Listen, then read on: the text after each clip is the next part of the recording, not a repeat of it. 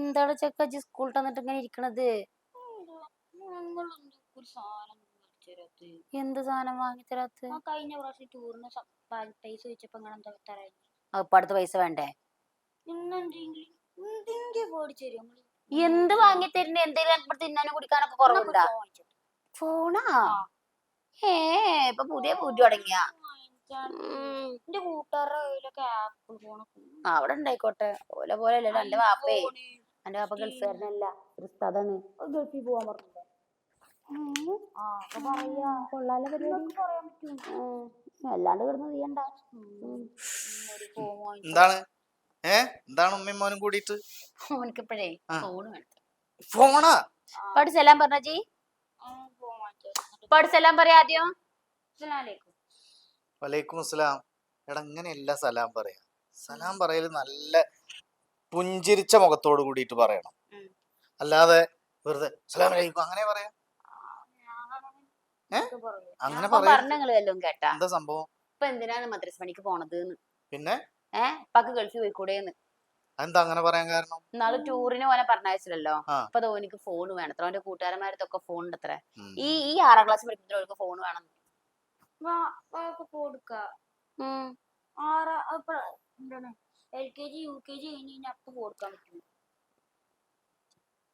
പിന്നെ ഈ എന്റെ ഫ്രണ്ട്സിന്റെ ഒപ്പമാരൊക്കെ ഗൾഫിലാ? എല്ലാരും ഗൾഫിലാ. അപ്പൊ ഉസ്താദ് തല പൊന്തിച്ച് പിടിക്കുക. എന്താ കള്ളനാ? കള്ളന്മാരാണ് തല പൊന്തിച്ച് തല കത്തി പിടിക്കുക. തല പൊന്തിച്ച് പിടിക്ക്. അപ്പൊ ഉപ്പ ഉസ്താദായതിൽ എന്താ വിഷമം? ഉപ്പ ഗൾഫിൽ പോയി കൂടെ?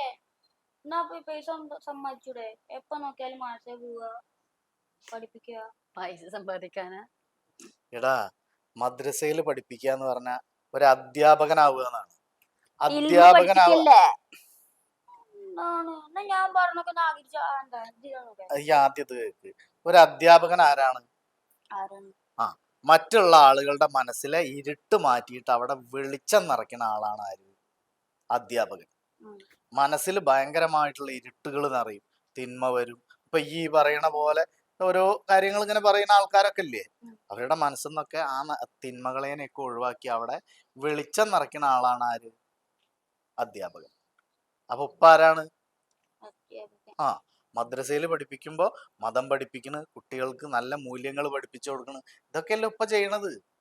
അതിനേക്കാൾ വലിയ ജോലി വേറെ ഏതാ ഉള്ളത്? ഗൾഫിൽ പോയാ ഈ ജോലി കിട്ടില്ലടാ. കിട്ടില്ല. എന്താ പ്രശ്നം എന്നറിയോ? നമുക്കിപ്പോ 11 വയസ്സേ ആയിട്ടുള്ളൂ.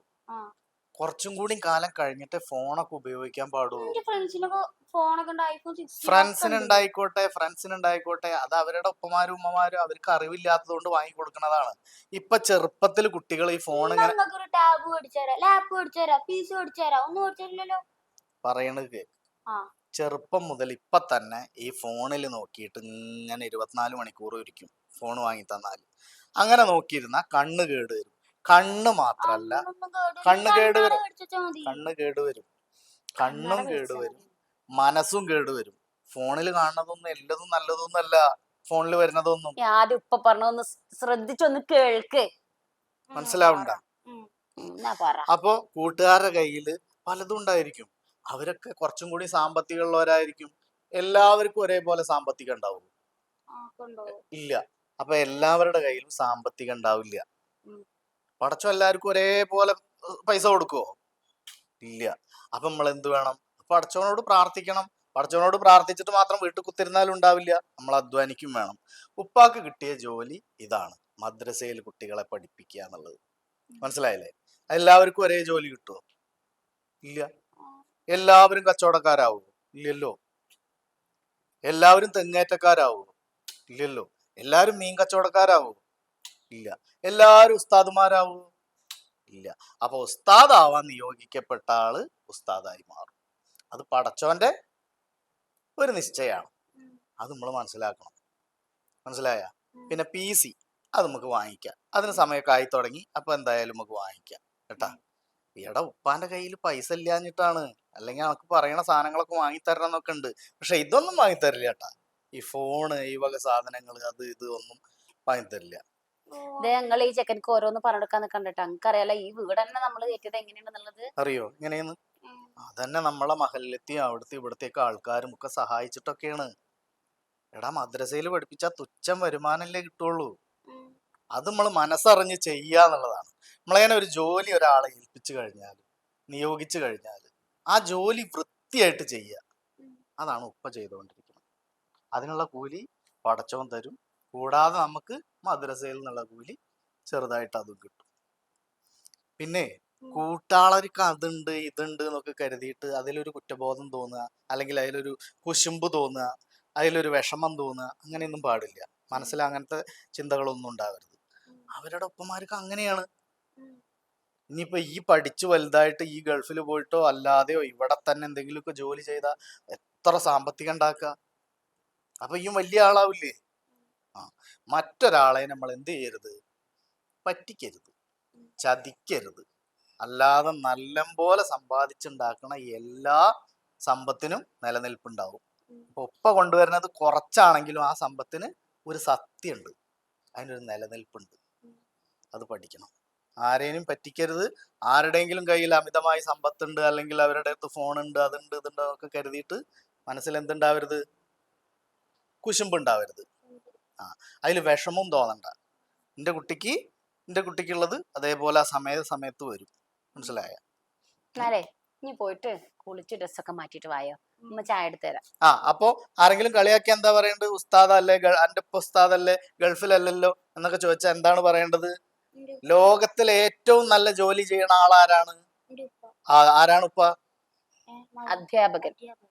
അവന്റെ ഉപ്പ അധ്യാപകനാണ്. അധ്യാപകനോളം വലിയ, അത് അധ്യാപകനായാലും അധ്യാപികയായാലും അവരോളം നല്ല ജോലി ചെയ്യുന്ന ആളുകൾ വേറെ ലോകത്തില്ല എന്ന് പറഞ്ഞു. കാരണം എന്താണ്? മനുഷ്യന്റെ മനസ്സിലെ ഇരുട്ട് മാറ്റി അവിടെ വെളിച്ചം നിറയ്ക്കുന്ന ആളാണ് ആര്? എന്താണ്? അധ്യാപകൻ. അധ്യാപകൻ. അപ്പൊ ഞാൻ അങ്ങനെ പറഞ്ഞു കൊടുക്കണം അവർക്ക് കേട്ടാ. അല്ലാതെ അവരോട് തല്ലുകൂടാൻ പോകരുത്, ചീത്ത പറയരുത്. ഉം. ഇത് പറഞ്ഞു മനസ്സിലാക്കുക. ഉം. ഓക്കെ. പിന്നെ ഇപ്പൊ ഫോൺ വേണ? വേണ്ട. കുറച്ച് കഴിയട്ടെ. ഒരു 10ാം ക്ലാസ് ഒക്കെ കഴിഞ്ഞതിന് ശേഷം ഈ പുറത്തു പോയ ഉമ്മച്ചീനെ വിളിക്കാനും എൻ്റെ ആവശ്യങ്ങൾക്കും ഒക്കെ ഉള്ള ഒരു ഫോൺ ഉപ്പ വാങ്ങിത്തരും. ഉം. അതുവരെ ഫോണില്ല. 10ാം ക്ലാസ് ആവുമ്പോഴത്തേക്കും PC നമുക്ക് വാങ്ങാം. Okay, ready? എന്നാ ശരി. എന്തപ്പോ കുട്ടികളൊക്കെ ഈ പ്രായത്തിൽ ഇങ്ങനെ പറയാൻ തുടങ്ങി? ഒരുവിധം എല്ലാ കുട്ടികളുടെ കയ്യിലും ഫോണുണ്ട്. ഞാൻ മീറ്റിങ്ങിനൊക്കെ പോകുമ്പോ കാണാറുണ്ട്. എന്തപ്പോ ഈ 6ാം ക്ലാസ്സിലും 5ാം ക്ലാസ്സിലും ഒക്കെ പഠിക്കുന്ന കുട്ടികൾക്ക് ഫോൺ വാങ്ങി കൊടുക്കണ ആരാണ്? ഈ ഒക്കെ രക്ഷിതാ ഗൾഫുകാരല്ലേ, ഒരു ഫോണുണ്ട് മാറി കുട്ടികൾക്ക് കൊണ്ട് കൊടുക്കും. നമ്മളെപ്പോലുള്ള ആൾക്കാരല്ലേ. അല്ല, നമ്മളെ പോലുള്ള അത് സാമ്പത്തികം ഉണ്ടോ സാമ്പത്തികം ഇല്ലേ എന്നുള്ളതല്ല വിഷയം. ആ ഫോൺ വാങ്ങി കൊടുക്കുന്നതുകൊണ്ട് ഉണ്ടാവുന്ന ദൂഷ്യങ്ങൾ എന്തൊക്കെയാണ്? അത് എന്നോട് നിങ്ങൾ പറഞ്ഞാൽ മതിയോ? അല്ല, നിങ്ങൾ മദ്രസ പഠിപ്പിക്കാറില്ല? മദ്രസയിൽ എല്ലാ കുട്ടികൾക്കും ഇത്തരം കാര്യങ്ങളൊക്കെ ഞാൻ പഠിപ്പിച്ചു കൊടുക്കുന്നുണ്ട്. ഫോണ്, അനാവശ്യമായിട്ടുള്ള ഫുഡുകള്, ഈ ജങ്ക് ഫുഡുകളൊക്കെയാണ് പുറത്തു പോയിട്ട് കുട്ടികൾക്ക്. ഒരു ചക്കപ്പേരിയോ അല്ലെങ്കിൽ ഒരു പപ്പായപ്പേരിയോ ഒന്നും കുട്ടികൾക്ക് ഇപ്പൊ പറ്റൂല. ആക്കെ തിന്നണേ നമ്മ മാത്രാണ്. അവർക്ക് ഈ ബർഗർ, കോഴി പൊരിച്ചത്, എന്തൊക്കെയോ സാധനങ്ങൾ, ശരീരം കേടുവരിക. കുട്ടികൾക്ക് ഈ ജാതി ഫോണും അതും ഇതും അതിലെ സംഭവങ്ങളൊക്കെ കണ്ടിട്ട് കുട്ടികളുടെ മനസ്സും വൃത്തികേടാവുക. ഇതിപ്പം നമുക്ക് ചെറിയ കുട്ടികൾക്ക് മദ്രസയിൽ പറഞ്ഞ് മനസ്സിലാക്കി കൊടുക്കണതിന് ഒരു പരിധിയുണ്ട്. പിന്നെ രക്ഷിതാക്കളുടെ മീറ്റിംഗ് ഉണ്ടാവുമ്പോൾ ഞാൻ പറയലുണ്ട്. പറയുമ്പോൾ ചില ആളുകൾക്കൊക്കെ ഒരു ചൊറിച്ചിലുണ്ടാവും. എന്താ പിന്നെ ചെയ്യാം? നമുക്ക് നമ്മളെ ഏൽപ്പിച്ച ഡ്യൂട്ടി നമ്മൾ പറഞ്ഞേ പറ്റുള്ളൂ. പറയുക, അത്രേ ഉള്ളൂ. ഈ ഉള്ള ചായ എടുത്താ